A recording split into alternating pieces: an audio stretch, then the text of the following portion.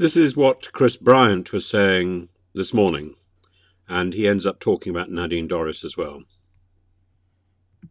In this book, Code of Conduct, is because I think Parliament's in trouble and we need to put some things right. And this is just one of the elements that I write about. I go into some detail about what it's like, not only for me, these are incidents that happened many years ago, but for women and young men working in Parliament today. We need, Parliament needs to be a workplace like any other, which is safe for literally everybody who works there. But it goes much wider than that, I think, all the problems that we've got. I mean, nearly every day there seems to be a new scandal. So what I wanted to do in the book was, first of all, kind of lay everything out there, give people a kind of backstage pass almost to what's happened in this Parliament, because we've had 22 MPs, just focus on this for a brief moment, 22 MPs who've been suspended for a day or more, all sorts of different scandals and reasons that they've left Parliament before a report was published into them, some for sexual harassment, for bullying, for peddling influence, for paying clients and so on. So I've wanted to lay all of that out just so that people remember all of that. And secondly, suggest things that we can do to change Parliament, because I remember I'm the MP for the Rhondda, South Wales Valleys. A young lad came up to me around about the time of the Boris Johnson report into whether he'd lied to Parliament coming out. And he's a, 19-year-old lad. He came up to me and he said, "Chris, the thing is, if MPs like Boris Johnson get away with things like this, there's no point in voting anymore. No point in voting." Well, I care passionately for democracy. I was partly brought up in Spain under General Franco. I lived in Argentina just after the dictatorship. Friends of mine were tortured. I believe in democracy, so we've got to do far better as a Parliament. And I say this not because I'm a good person. I've got into more scrapes than nearly any other MP, but I suppose what I thought was that if we put all the problems out there and explain ways that we can make things better, and maybe not concentrate all the power in Downing Street, because power, like muck and money, is best when it's spread around, then we could have a Parliament that we were really proud of.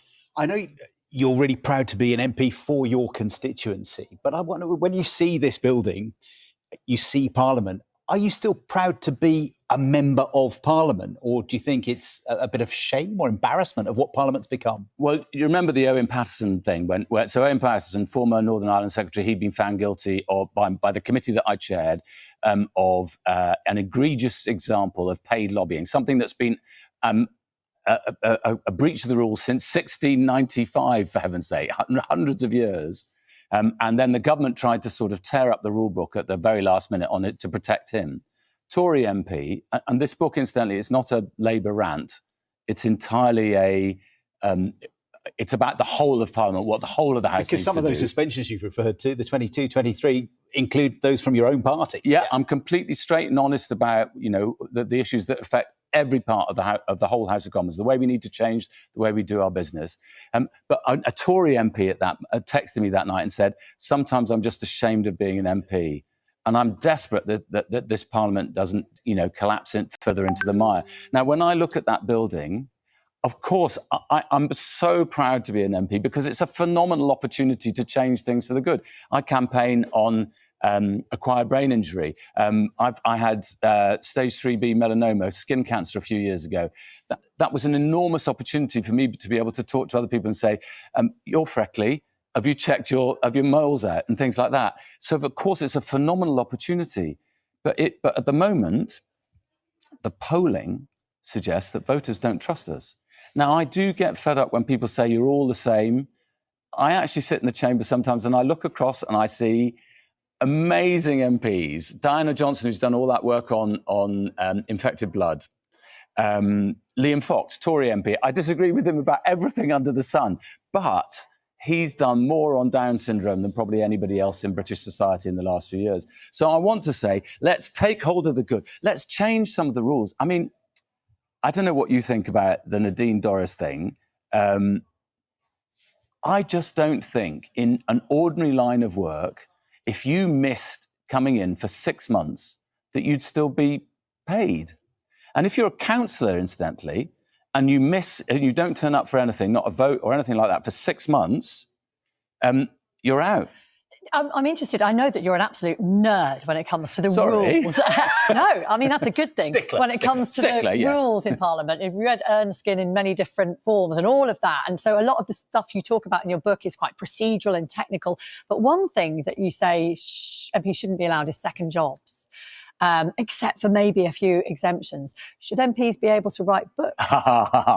Very good point. I feel caught, as it were. Look, I'm very open in the book about this issue of second jobs. I think the big issue... Dorries is herself a prolific writer, isn't she? Far more successful writer than I am. But what this book, and you're right, in a sense, it's called Code of Conduct, why we need to fix Parliament and how to do it. So you might think that sounds very nerdy, but I've tried to make it entertaining and interesting because I want people to understand what really happens, as I say, like a backstage pass in the corridors of power, so that other people might think about standing for Parliament, so that we have a new generation of people that take it into a different place. But look, on second jobs, I don't mind, and I don't think most voters mind, if somebody's doing an A&E session, on a Friday night. I don't think they mind if they carry on milking the cows in the family farm. And I would argue that me talking about politics is my job. Sometimes I'm doing that in a speech in the House of Commons. Sometimes I'm doing it sitting here on this. This is my first time ever on the sofa. Very excited. But also, I would argue that writing books is part of that. Now, we're going to have to let you go back to talking to your constituency, I'm afraid, because we've run out of time. Well, but thank you so much for talking to us. And Chris Bryant's book, Code of Conduct, Why We Need to Fix Parliament, How to Do It, is out next week. Well, I'm sorry it got cut off there. But I could have listened to him all day. I think he's a fascinating and charming and well-informed individual. And if he can change the way Parliament works, something that I've been saying continually is this isn't about the left or the right that is wrong. There is error going all the way through that building. Not only does the building itself badly need to be reworked and reupholstered, rebuilt, but the people in it need to be rebuilt. And as I say, there are errors from the SNP through to the Irish MPs, through to the Conservatives and the Labour Party, and indeed independents.